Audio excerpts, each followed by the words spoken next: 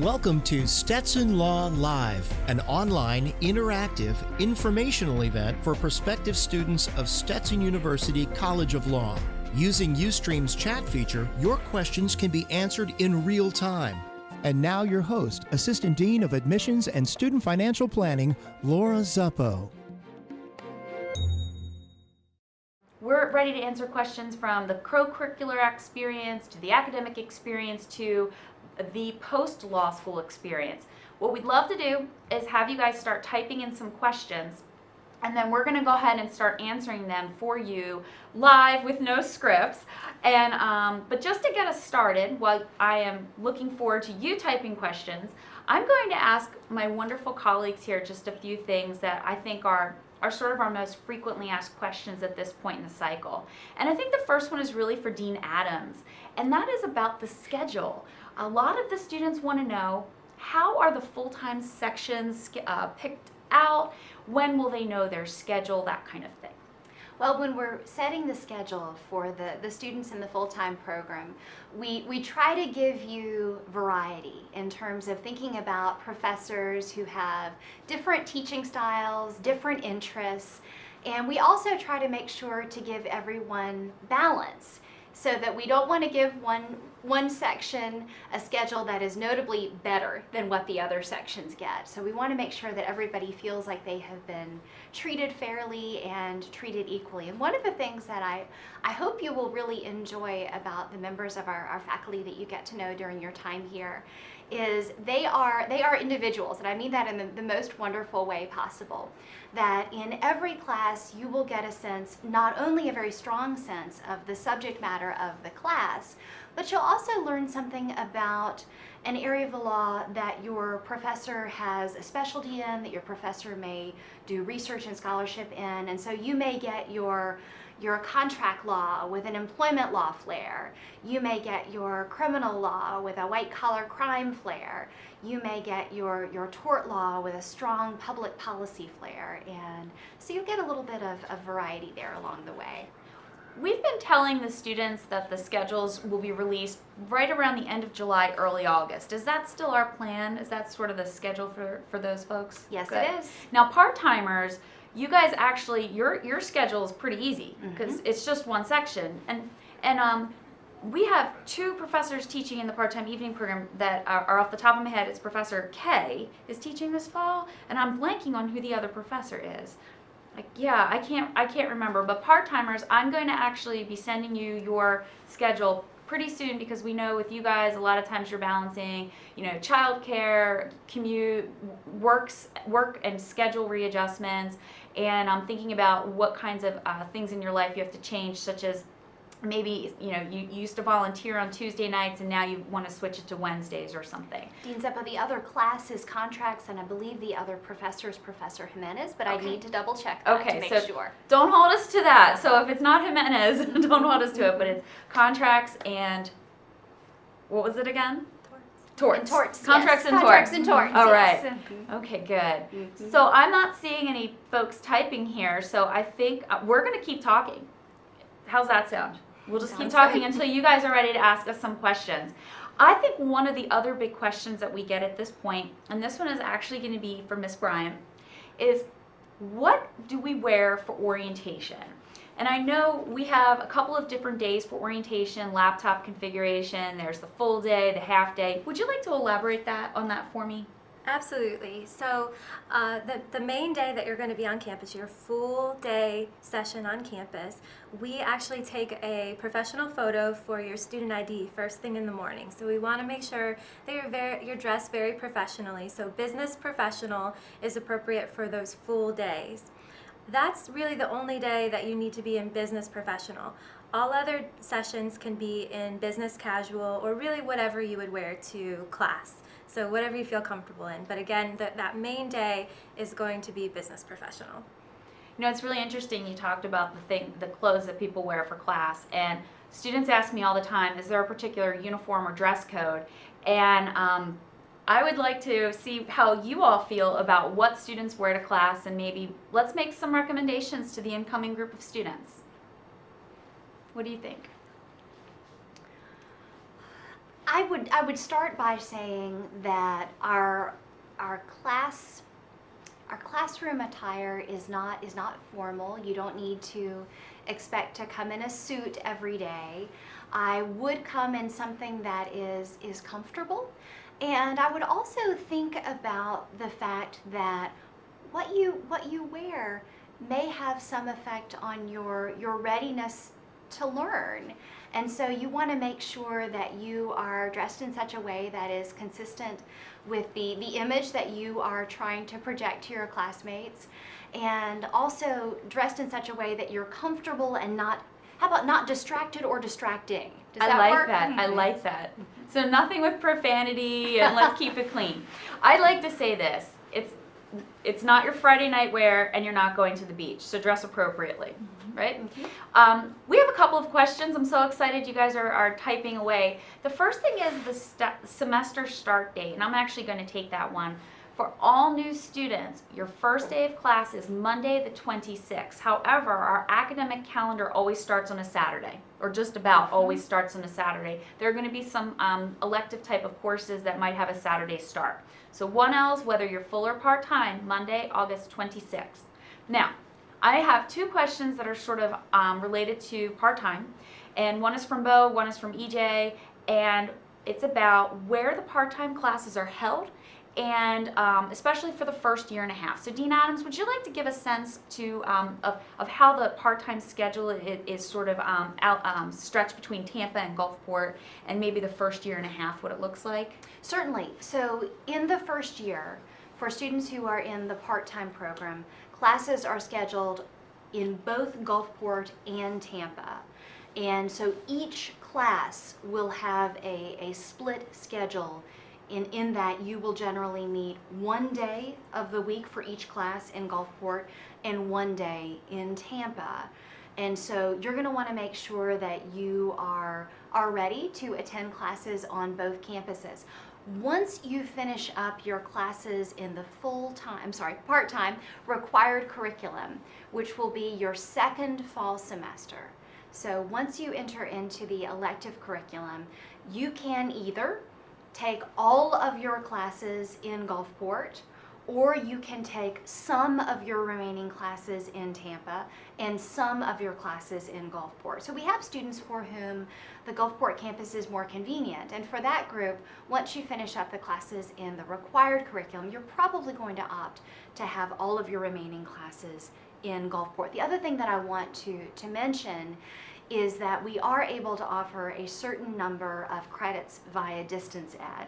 And right now, the cap on the number of credits that can be available through distance education is set by the American Bar Association. There is some discussion about raising that cap, and if that should happen, that's certainly going to be something that we explore as a faculty. But right now, I did want to let you know that that is available. That's sometimes very helpful to all of our students, but especially those who are in the part-time program. And we will continue to revisit that if and when the ABA standard should change. Absolutely. And there's another question from Bo, and this is about financial aid. Bo, we've been sending out financial aid award emails since probably March. So can you do me a favor and check your spam or junk folders in your inbox? And if you don't see it in there, shoot me an email, and we'll go ahead and get another one sent out to you. For those of you who are in the same situation, please check spam, please check junk.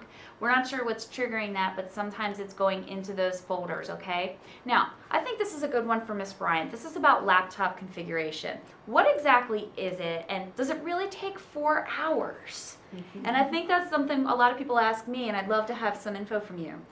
Sure. Well, I think that the guys behind the camera could actually answer that question the best, but I'm just going to go off of the cues, whether they are smiling at me or shaking their head no of whether I got it right. But essentially what laptop configuration is an opportunity for you to sit down with our IT folks and get all of the software and different configurations that you need for your laptop to work well with our system here.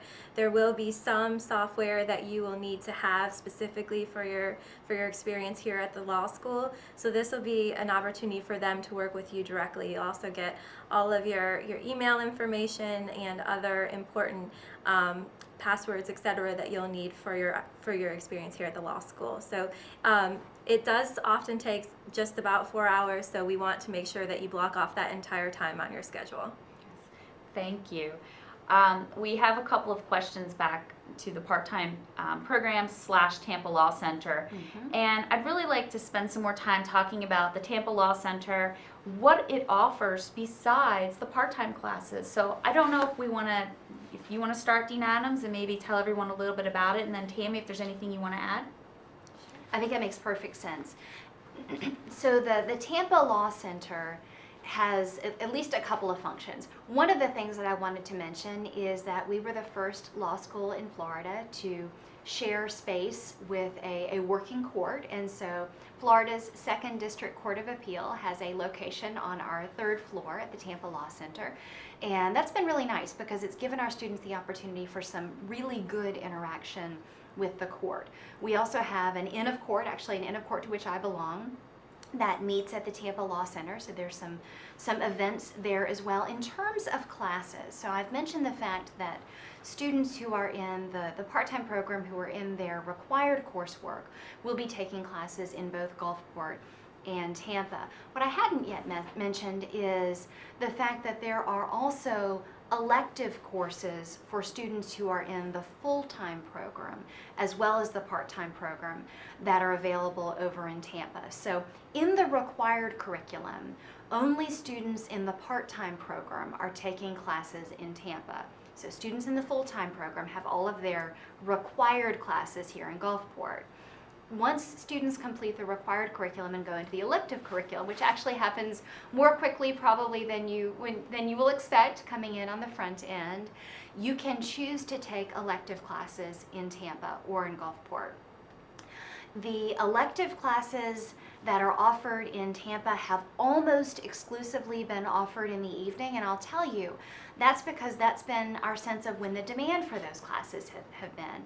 We've started to do some exploring of daytime electives at the Tampa Law Center, and if we find that those are successful, we will offer more of those. In terms of the Gulfport campus, electives are offered both during the day and in the evening.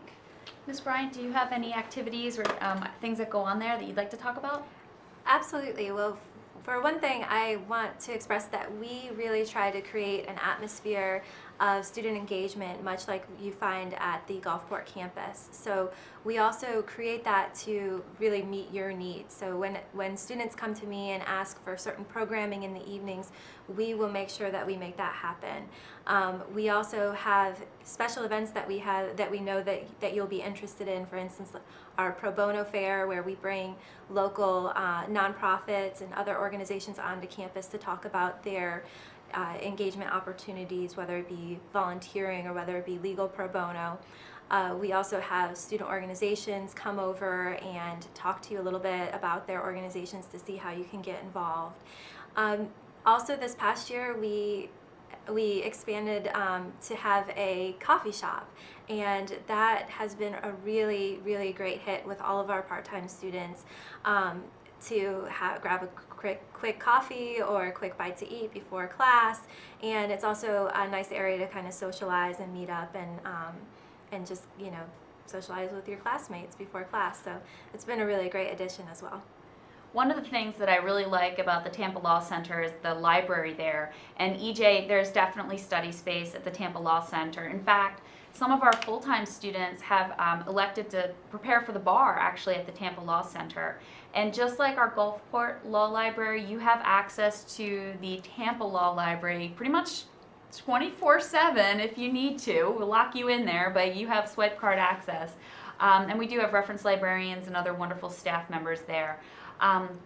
We have a question about orientation week and sort of the schedule between orientation, weekend, and class start dates. And I think that's a really good place for us to talk about sort of what one should be doing during the week to get prepared for classes. So do you want to start with that, Ms. Bryant? And then maybe we could talk a little bit about preparing for classes for the first week.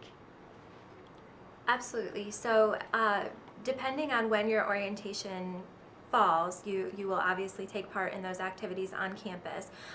There will be some other opportunities that we will have throughout the week that we're excited about, that we're planning right now, in fact. So just keep your eyes peeled for those other events that we're planning. But outside of that, preparation for the first day of class really includes picking up your books from the bookstore, preparing for whatever you're going to wear, much like the things that you've done in preparation for your first class of high school or college. Just doing a lot of those same activities, but certainly looking for your assignments and getting your assignments and beginning those to be prepared for that first day of class. That's actually a great segue. A lot of students ask me, where will I find my assignments? When will they be posted? Where are the syllabi for my classes, and when can I find those? And I think that's probably a good one for Dean Adams. So, although your professors will have different ways of communicating with you what your assignments are going to be and all of that, once the semester begins, we try to make it as easy for you as we possibly can before you get here. And so what we do is we put all of your assignments in one place, and that one place is currently called the electronic blackboard. Dean Zappa, will students know how to find the electronic blackboard? I don't know. Is it part of orientation? Is that in your materials? We will make sure that it is. We will make sure that you know where to find it, and we will send out an announcement on Stetson Connect once the faculty members have begun posting their assignments and the syllabi. Okay.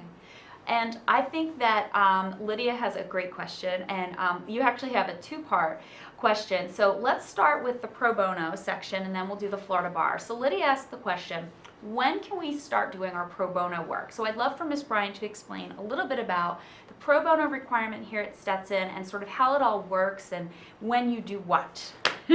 Absolutely. Well, this is one of my favorite topics. I'm very proud that Stetson has a mandatory graduation pro bono requirement, which means that all of our students are required to complete pro bono service prior to graduation. Students are required to complete 30 hours of legal pro bono and can complete the other 30 hours of pro bono in non-legal capacities. So it's a total of 60 hours, again, 30 of those hours needing to be in a legal capacity. It is great that you're already thinking about this, and I'm excited to hear that you want to start right away. Any pro bono service has to occur during the time that you're at Stetson. So once your first day of classes begin, you can start your pro bono service, and we'll be happy to count that.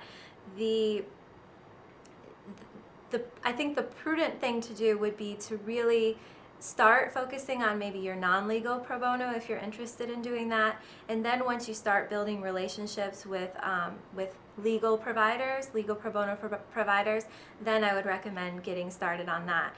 You can start legal pro bono within your first year. There's no requirements of things that you must have completed in terms of your coursework before getting started on that. And the reason really being is that you will be supervised by an attorney who will be responsible for the work product that you put out. And we love it that way because it actually provides a built-in mentorship relationship for you. So again, you can begin anytime after your first day of classes. Good. And Dean Adams, would you like to talk about the bar application? Absolutely. So we would like to see you registering for the bar, whether it is the Florida bar or the bar in the state of your choosing, as soon as possible. And really, if you can do that in your first semester, not only is there a financial advantage because the fee that you pay to the bar is less at the beginning, it goes up over time, but also you're going to have more options available to you if you can state that you have finished the character and fitness portion of the bar's examination of you. And one of the really important opportunities that we want you to have access to are the clinics and internships.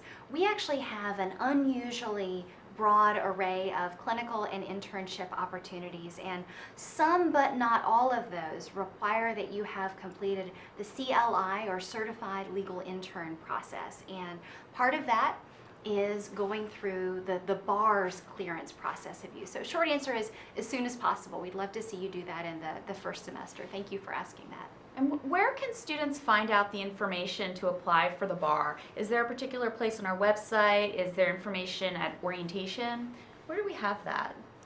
So we do talk a little bit about the bar application process during orientation, but our bar prep office has a website with a lot of useful links in terms of being able to really just click and connect to the Florida Board of Bar Examiners or other websites that you might need. One recommendation that I have is to go to that Florida Board of Bar Examiners website sooner rather than later, just to get an idea of how extensive the process is. If you click on that, and you'll see that not too far in the process is clicking a checklist. They ask you to print off that checklist as your first step of applying for the bar. And when I did so, I remember how useful I found that checklist. It really helps you collect everything that you need so that when you actually sit down to complete the application, you have everything right there in front of you. So take a look at that checklist. Additionally, while I was creating mine, I created an Excel spreadsheet with all of the information in it so that if I ever decided to take another bar exam, or should I have ever needed to provide similar information for a different type of background check, I'd have everything there. So I literally went through all of my employment history, all of my previous residences, and put it all in one nice spreadsheet. So it's all right there in Excel should I ever need it. It's really helpful. And the piece that I wanted to add is, please don't be shy about asking questions of our bar preparation team that relate to other states' bar exams also. They are very, very helpful, very knowledgeable, and glad to help you navigate not only that process, but once you get into your elective coursework again, the process of trying to figure out what courses you're going to want to take if you want to get ready for the bar examination in another state other than Florida. Well, we have a couple of questions about transcripts. Katrina, thank you for asking this. For those of you who were May or even summer 13 graduates, please have your final official transcript sent to two places. You have to have one copy sent to the Law School Admission Council's JD Credential Assembly Service. You guys probably know it as JD CAS. You also have to have a final official copy showing conferral of the degree sent to our office. Okay, so we need both. Now, if you graduated prior to, say, May 13 and you had LSAC, you had a copy showing conferral of the degree sent to LSAC, you don't have to do that again. Okay. Now, CB, you ask about receiving confirmation that we received your transcript, maybe your dean's certification. Just email us. We'll look it up for you. For those of you who haven't done it, we will send you a lovely reminder. You will get an email, possibly even a phone call at some point later in the summer saying, hey, this is what we're still missing from you. So if we don't have it, we will let you know. And you're welcome. Thanks, CV.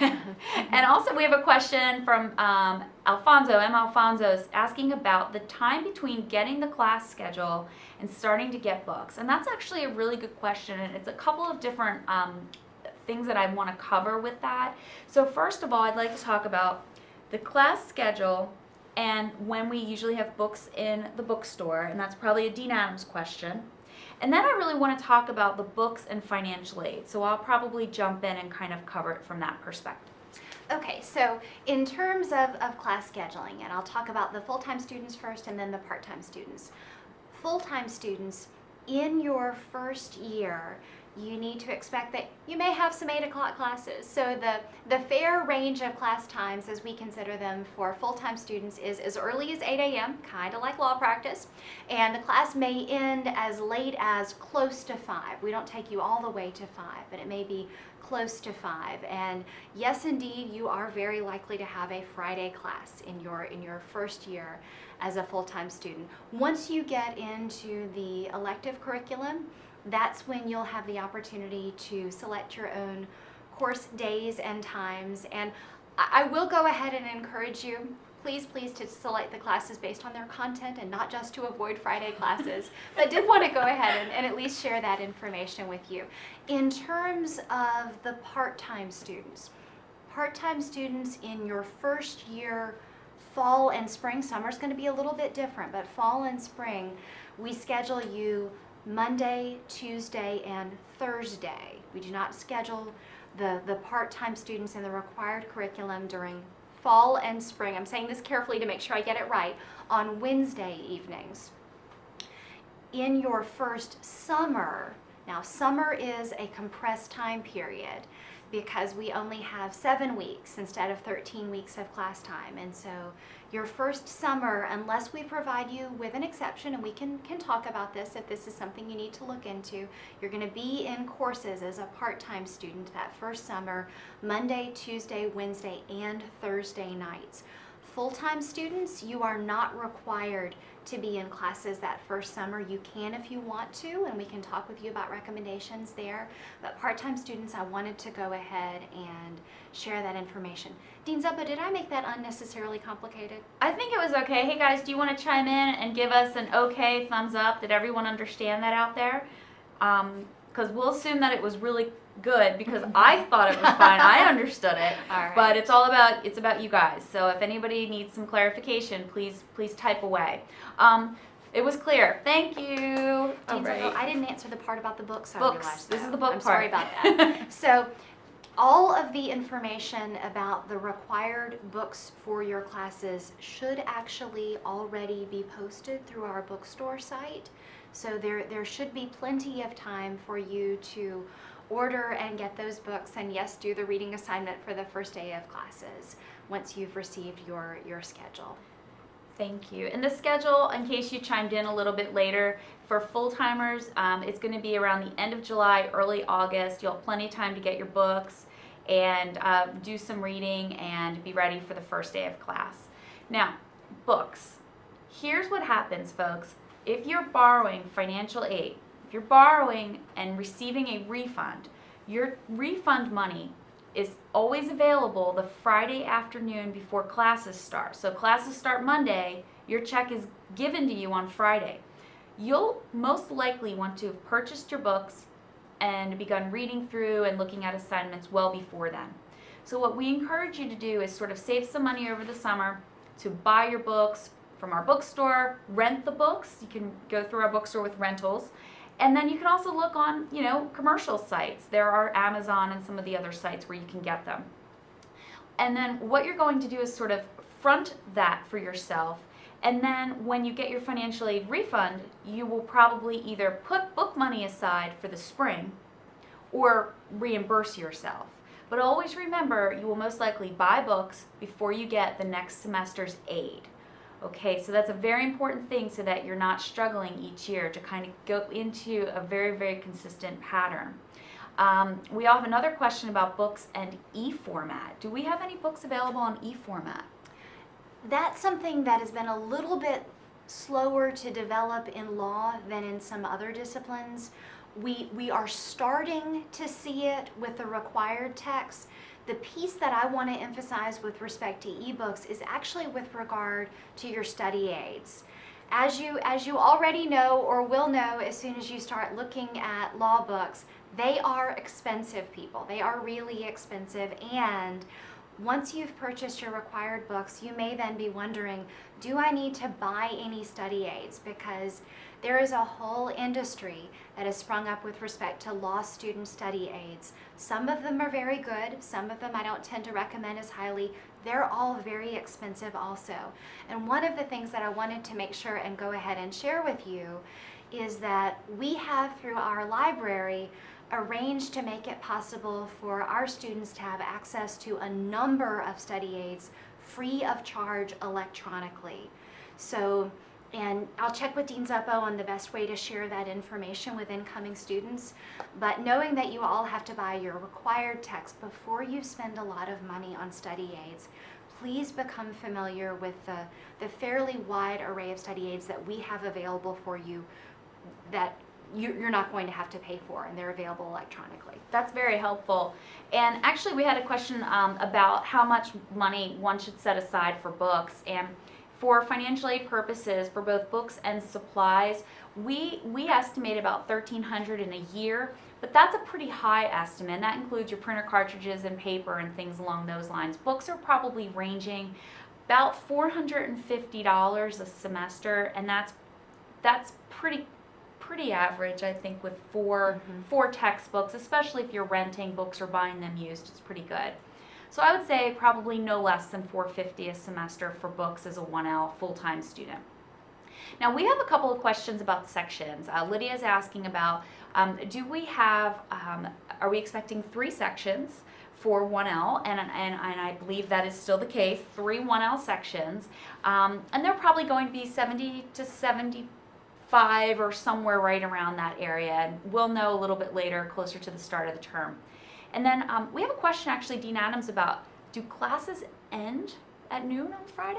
Oh, and I see that there's that question. There's also a question about what days of the week are part-time students in Gulfport and what days in Tampa. And since I cannot remember the answers to either question off the top of my head, I'm going to tell you where to find the information. So on our webpage, there's a drop-down quick links menu. And I don't think the schedule is just on the intranet. No, I believe it is also on the registrar's page of the internet. So quick links, registrar. You should be able to drop down to that and find the full fall schedule. If you can't get access to it or it doesn't answer your question, please email me so that I can follow up. I just don't want to give you a specific answer and have it be the wrong one. All right, thank you.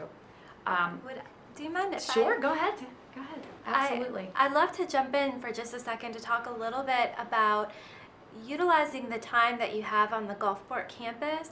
A lot of our folks cannot get over to the Tampa campus during the week, and so we have some amazing programming that is held on the Gulfport campus, but on the evening that classes for part-time students are held on the Gulfport campus.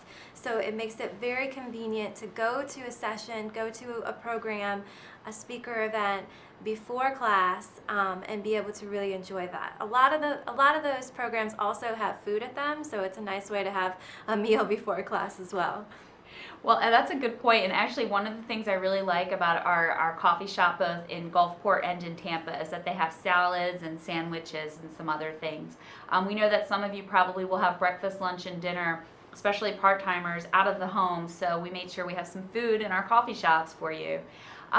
Danielle asked a question about book and scholarship money. If you happen to have some kind of book stipend or something like that, it's usually issued to you in the form of a check. But it actually reminded me of something we tried this past year, and I think we're going to do this again.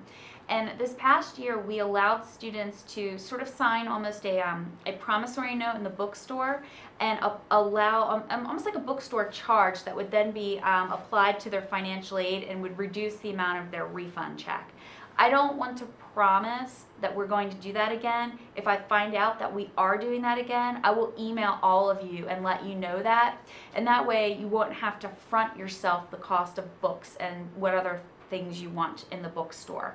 But that means you have to have guaranteed financial aid and have done everything you need to do with respect to your loans. Okay, Jessica has a great question about recommended reading, and I think that you both are the perfect people to answer this question. And I think we have some great information on Stetson Connect that Ms. Bryant might even want to share and elaborate on because of step 1 for orientation. So I'll let you both take that. Ms. Bryant, why don't you go first? Okay, so step 1 has been released on Stetson Connect. It is step 1 of 3 of an online curriculum that we ask for you to complete prior to your first day of orientation on campus. And part of step 1 is a bibliography that Professor Jeff Benetti in our Academic Success Program has supplied for you. So all of the texts that are on that bibliography are actually really great resources for you to get started reading this summer. Absolutely, and the thing that I wanted to add to that is that I think the period right before law school is a great time to take stock of the many things likely that each of you are already very, very good at, making sure that you protect those and maintain those while you're in law school, but they're probably not going to be your major area of focus.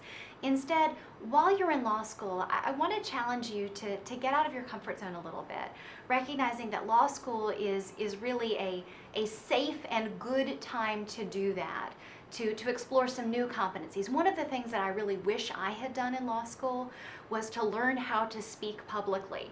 I was that first year student whose hands would shake uncontrollably and my voice would quaver.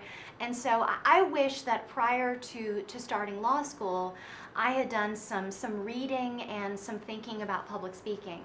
There's actually a book that all three of us have talked about from time to time that's become so important to me that I describe it actually as part of my personal bibliography. It's a book called Difficult Conversations, and it's a book that I reread quarterly because one of the very important competencies of a lawyer is being able to manage difficult conversations well. If you think about it, conflict is actually a wonderful thing if it's handled the right way. Confrontation makes it possible to solve problems and move forward from them.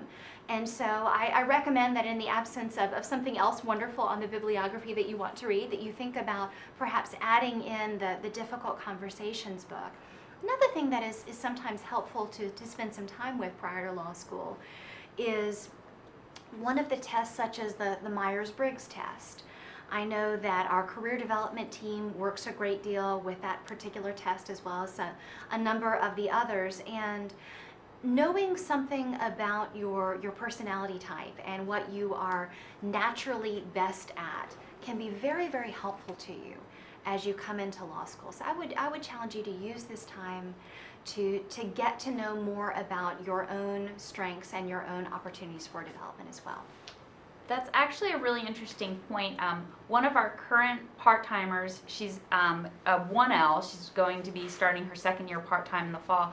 She actually shared with me a story that Professor Peter Lake this past fall incorporated Myers-Briggs discussion into the classroom to talk about, if you're this particular personality type, you might be more inclined to this type of law as opposed to this type of law where you're reviewing contracts and different things and maybe not interacting with people. And she said it was really helpful to her because she was looking at a type of law that was totally opposite of her Myers-Briggs profile. And so I think it really just, it kind of brought it all home for her. So and it was helpful, and that was someone who has been out of school for a while, non-traditional student, so it was really helpful. Now we have a question, and I think maybe Ms. Bryant can answer this one, about keeping books beyond the school experience or selling it back. And maybe you can talk a little bit about whether we have any book buyback programs or what, anything along those lines that might help the students. I don't know if we do. Dean Adams, do we have something like that too? I don't know what we have. Ms. Bryant, would you like to go first? Sure. So, well, I think the first thing is really whether it's a personal preference or not, and whether you are interested in holding on to the book or not, I think is going to really be a part of whether you were interested in that subject matter, if that's something that you think that you're going to practice in the future. I know from my own personal experience, I held on to my family law book because I knew that I was probably going to be somewhere in family law after I practiced, which was true. I did child advocacy for a couple years, and so I did hold on to that book partly because of that interest, but also thinking that it might be a useful tool for me. Certainly there are opportunities to sell back your books. I am not completely familiar with the best ways to do that at this time. It's been a little while. I know that the bookstore can be a helpful resource in determining which way might work best for that, as well as there's certainly a lot of different online resources in terms of purchasing books back at Amazon.com and those kind of things as well. And what I wanted to do is to offer some advice that I know from my own experience can be hard to take. I really wish that I had kept my books from law school. I sold back my first year books and about half of my second year books and kept my second half of the second year and third year books. And I found that as I went into bar study, and especially as I went into practice, I missed especially those first year books. Those first year courses are foundation courses, and I think this is probably as true now as it was when I graduated from law school, that you don't get a lot of money, honestly, in terms of the percentage from selling back your books. And I know that I was a hungry law student living on loan money and sold back the books for every penny that was available to me. but I wish I had kept all of them. I really do. There was something comforting about going back, especially in my first years of practice, and looking at the notes that I had taken in the books and being reminded of those concepts. So if you're on campus and you come by my office at some point, I can show you the first year books that I still have. I have them in a special place in my office. It's my little shrine. We have a question about working, and it's about working and how things go.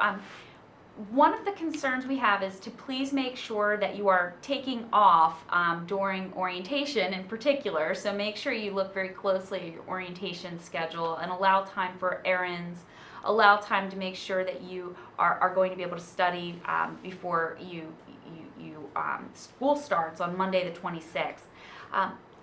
I would recommend personally that you kind of stop working before orientation starts. How do you both feel about that? Does anyone have any thoughts on that? A. Cantler, are you full-time or part-time? Will you let us know that as well too, please? That's a very important question, because I know that the student has indicated that he or she works full-time, but if you are a part-time student, you can continue to work full-time during your first year. If you are a full-time student, you can continue to work up to 20 hours a week. And what happens is that Ms. Bryant and I actually review entering credentials and any other situation that may present a challenge for you. So you have to ask permission to work during your first year if you are a full-time student, but not if you are a part-time student. And I know in talking with students about employment, often it comes down to how demanding that job is. That if it is a job that requires a great deal of you in terms of judgment and mental exhaustion, then it can be much more difficult to juggle that with law school. I think an important consideration that we look at when we're determining whether a full-time student should work or not is really expanding on what Deana Adams said, is where will you be working? Because many environments are very flexible. Some environments are less flexible, and so we're really looking at whether that's going to be a good fit for you while you're pursuing a very academic, rigorous process like law school. So, for instance, restaurants and retail are oftentimes not as flexible in terms of scheduling. They might have other folks that might be able to jump in for you, but a shift is a shift, and they want somebody there to be able to fill it. So those type of employment opportunities are certainly okay, but we want to talk through some of the strategies that you could have in addressing your management should you be faced in one of those type of situations. Certainly with law firms and in other professional atmospheres, the folks that you're reporting to probably understand a little bit more about what you're going through in terms of your academic experience. So we find that they tend to be a little bit more flexible for you, and so that's usually not any trouble at all. And it looks like A. Cantler works at a law firm, so you're definitely surrounded by people who've been through this before, so I'm sure you'll get a lot of support. My recommendation is this. Financial aid refund checks are available Friday, the 23rd of August in the afternoon. You're not going to get any living expense money prior to that date. So you need to be able to make a decision based on that fact, and can you afford to stop working before orientation starts, or will you just work maybe part-time during orientation week and stop working fully when classes start. If you want to have a one-on-one conversation and lay out some dates more, we can certainly do that. But you really want to make sure that that week of orientation, you are getting done everything you need to get done to prepare for your first day of class. So we've had some really good questions, and I want to actually stay on the job discussion. And while you guys are all typing in some other things that you're thinking about, I actually want to talk a little bit about the application for admission and your continuous responsibility to amend the application for admission. So I'd like to ask Ms. Bryant and Dean Adams to talk a little bit about what you're supposed to think about in terms of updating it, amending it. What are some of the things that we need for our incoming students to update? So, Do you want like take to that start? first? Absolutely, I'd be glad to take that. So, I am the person to whom all pre-matriculation matters come. And so if there's a matter that you know now you need to share with Stetson, it would come to Dean Zeppo right now. The moment you arrive here for orientation, she turns you over to me. And so anything that is a pre-matriculation matter that hasn't been disclosed pre-matriculation comes to me. And normally when I work with students on pre-matriculation matters that should have been disclosed, oftentimes what I hear from students is, I didn't think that job was important enough to be included in my job history. Or I didn't read the question carefully. I didn't understand the difference between an expungement or a sealed record. Or somebody told me I would never have to disclose that. Or trying to think of the last one that came to mind for me. How about if somebody was terminated from a position and they didn't tell us about the job and omitted that job because maybe they only worked there for a day and lost it or something silly like that? Is that something someone actually needs to tell us? Yes, indeed.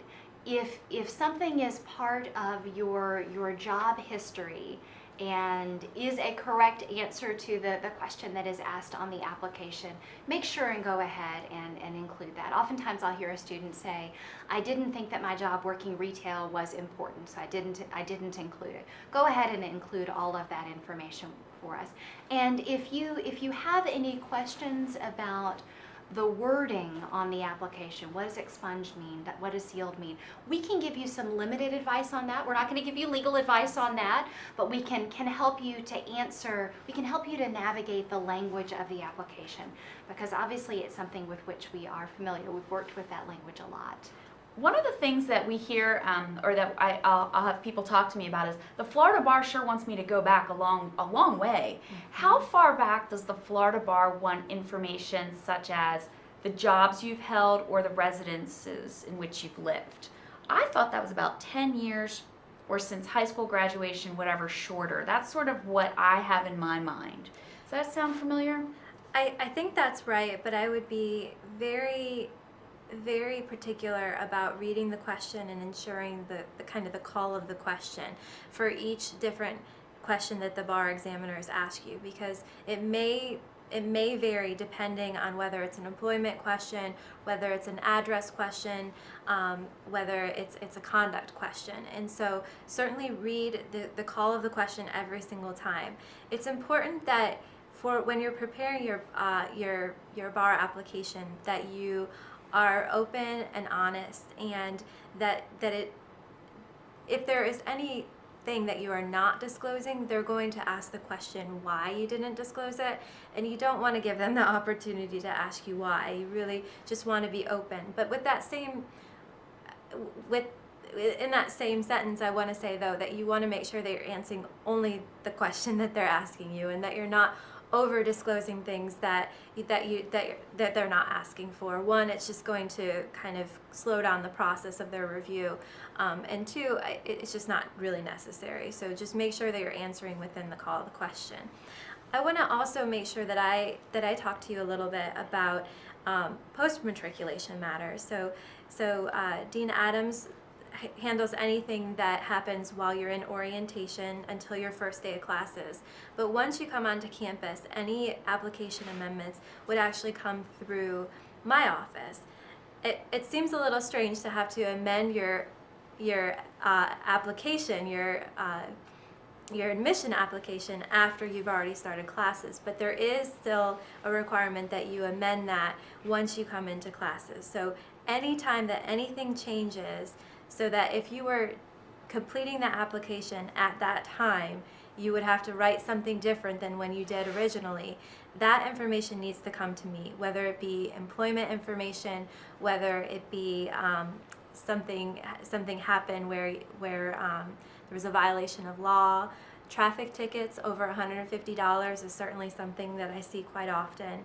And so those matters will be disclosed to me, and we'll handle those. May I summarize there? Absolutely, please. So if it's a pre-matriculation matter and you're thinking of it now, it goes to Dean Zeppo. If it's a pre-matriculation matter and you don't think of it until after you matriculate, it comes to me. If it's a matter that happens after you matriculate, it comes to Ms. Bryant. Absolutely. And if you don't know where it goes, ask one of us and we will tell you which one of us handles Exactly. it. Okay, and I think the reason that I really wanted to bring that up, everyone, is so many of you will have summer jobs. You applied maybe in January, February, or March, and then over the course of the summer, you had a job. And then you start law school, and you don't always remember to tell us about that. That is something you do want to tell us about. An updated resume emailed to me is perfect. Okay, so we have a great question about partial loans and disbursements. Everyone, we do not mail paper tuition invoices. The business office does most everything through email or Banner Web. Banner Web was where you checked your loan information. What's going to happen is about 10 days prior to the start of classes, any scholarships or loan money that you are anticipating, as long as you've done everything you're required to do, such as entrance counseling and master promissory notes, that money will post to your Banner Web account, and you will see whether you have a credit or a balance. And if there's a credit, which means we owe you money, we are going to give you a refund check on August 23rd in the afternoon. You will pick it up from the business office. Part-time folks, we typically arrange something where we might get the checks over to Tampa for you the first week of class, what have you. For those of you who are looking for some kind of invoice because you are maybe having some assistance with paying part of the tuition, the business office can definitely help you with that. You can always email me and I will make sure to get you in touch with the right person in the business office to help you out. They will accept check, money order, and they have credit card capabilities as well. And they're pretty easy folks to work with, and you can always just give them a call too. Okay, so Jessica has a question about her last day is the Friday at work, is the Friday before orientation. Is there a way to prioritize the recommended reading if she needs to do that? How might we give her some advice about prioritization with respect to the first week of classes and reading? What do we think? Well, I wanted to ask Ms. Bryant whether in the list that Professor Minetti has come up with, if there is already some prioritization given, or if that's something that we could add, and then I'll talk about the first week of classes. So Professor Minetti's bibliography is actually really just for your benefit to fish through and see what might be of most use to you. So I would say look at it and take into consideration really your own needs. There are going to be some things that you're going to be attracted to, some things you're going to say, I think that this could be very helpful. Certainly focus on those first. I think all of them are very highly recommended, and so I think doing any of them will actually benefit you quite well. And then the second piece that I wanted to add may surprise you a little bit, in that on the one hand, it is very, very important to have completed the assignment your professor has given you for the first day of class. At the same time, and this is the part that may surprise you, hopefully the first part didn't surprise you, you may be surprised to hear me say, I actually do not recommend that you go ahead and get your books now and read as far in your law books, your required course books, as you possibly can before the new semester starts. Instead, make sure you're ready for that first day of classes in terms of the required reading, and maybe go ahead and read for the first week. Once you've done that, and of course if you do that this early, you're going to need to refresh your recollection before the first day of class, but once you've done that, I really do recommend that you delve into the recommended reading list that Ms. Bryant has talked about. I say that because there have been a number of students over time who have asked me, should I go ahead and get as far in my first semester books now as I possibly can? And you may be surprised to hear that actually my recommendation there is no. And the reason for that is being in the class, that in-class experience is actually very important to your learning. And your law study is more cumulative than you might expect. And so if you went ahead and read the first 300 pages of your torts book, you're actually not going to absorb as much of that as you would if you did it as assigned and you follow the professor's instructions and outline and follow up as you go. That's wonderful advice. Now I get to put in a plug for Dean Adams. Dean Adams actually co-authored a book called The Practice of Law School several years ago, and although I don't know if it's part of the suggested reading, but it certainly should be. It is part of the suggested reading. It's called The Practice of Law School, and it's co-authored by Dean Adams, Kristen David Adams, and Kristen Civiletto Carey. The book has some age on it at this point. It is everything that at the time that I wrote it, I knew about the law school experience, and I think there's much of it that is still relevant. There are also some ways in which legal education has changed since the book has been written, and I'm glad to talk with you about that. Hopefully we'll have a new edition of it before too long. I like to put the plug in because she didn't do it herself, right? Okay, we have a little under 5 minutes, and we have a couple of questions about housing. And Ms. Bryant is actually manager, is one of the departments she oversees is residential life. So I'm going to go ahead and toss these two questions over to her about the application deadline and what we have. What do we have available to our students? Absolutely. So we do offer housing on and around campus. We have dorms that are actually on campus, and we have houses that surround the campus within walking distance, most within a block.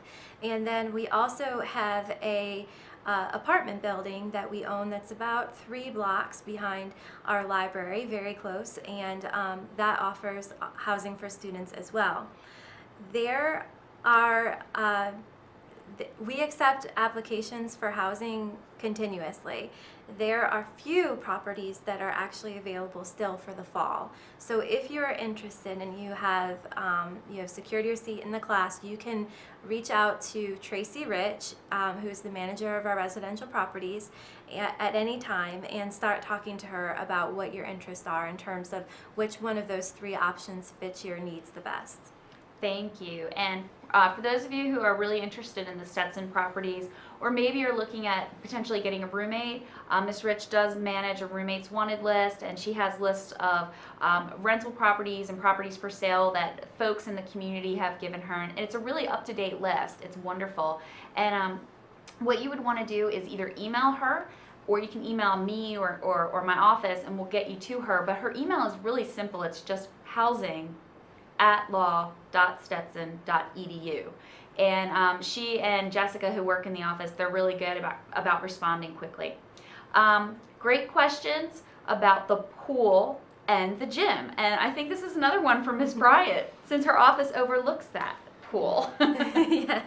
Yes, I love looking at that pool on a daily basis. So the pool is heated, and we have folks that use it all year long. Certainly, I mean, it's not going to have steam coming off of it in the winter months, but it is able to be used year-round, which is a really, really great resource for us. And then in terms of the gym and having access to the gym, if you are living on or around campus now and are interested in using the gym, please contact the Office of Student Life, and we can make sure that you get what you need to be able to utilize the gym. Certainly once orientation starts, we open it up to all of the new class, but if there's any special need now, just let us know and we'll make sure you get in there. I am so excited at the various questions that we've had. This is the first time we've done this particular topic for our webinar series. We are definitely going to have a transcript posted to Stetson Connect. Darren and Damon and Dan, about how long does it take for us to get that transcript? Typically by tomorrow? Okay, folks, by tomorrow at some point during the day we will have this transcript posted, and we'll send an email out and an announcement on Stetson Connect. If you've paid your seat deposit and you have not received an orientation email, please let me know because they went out. If you are admitted and have not yet paid it, once you pay your deposit, Alicia Hill in Ms. Bryant's office will get that out to you. If you filled out your FAFSA and you have not received an email from us about your award, first check your spam folder, your junk folder. If you don't see it in there, please email me ASAP. We will make sure we get that. I think we are just about out of time, but I will like for us to take this final question, and then we all have to go home to our puppy dogs. So I'm going to let Dean Adams clarify the rules of working throughout law school, and then we're probably going to have to sign on out. All Dean right. Adams? Sounds good. So the ABA has a limitation on work that we, of course, are required to abide by. And this is a limitation that actually Ms. Bryant and I jointly oversee. And it kicks in when a student is in 12 or more hours of coursework in a given week. And so that's why our part-time students can work not only 40 hours a week, they can actually work more than that if their employer requires. That makes it hard, but that is permissible. For a student who is in the full-time program, Ms. Bryan, is it after your first semester or after your first year that you don't have to get permission? I want to make sure and get that right. So that would be after your first year. After your first year. And once upon a time, we actually did not permit students to work during the first semester. That's something where we've actually changed our policy in response to student need. Our students are telling us that some of them need to work some during the first semester, even in the full-time program. And so once you've finished your first year in the full-time program, you can work up to 20 hours a week without permission. When you're in your first year, if you need to work and you are a full-time student, you need to contact Ms. Hill, and Ms. Alicia Hill in Ms. Bryant's office. Is that the right point of contact, Ms. Bryant? And she will send that request to the two of us, and we'll reach out to you. We may ask some questions. If you finished a semester, we would look at your grades in your first semester. If you were asking the question now, we would look at your entering credentials. We'd work with Dean Zeppo on that. And we'd also talk with you about the nature of the job that you were going to be doing to see if there was any reason that we would have concerns about you working, again, to a limited extent in your first semester even. So hopefully that is a clarification, has given you the information that you need. If you have any follow-up questions on that, certainly let one of us know. Well, thank you all so much for coming out. Thank you to our wonderful behind-the-scenes guys, Dan, Damon, Darren, for organizing this. And the email is going to flash up on the screen, and we are going to say goodnight. Please contact me with any follow-ups, and I look forward to seeing all of you in August. Good night. Good night. Good night.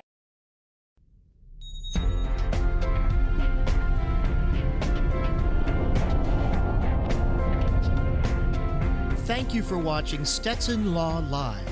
For more information, send us an email or give us a call. For your convenience, our contact information will remain on screen for the next few minutes. Be sure to check our homepage often for news, information, and updates. Thanks again. We look forward to hearing from you soon.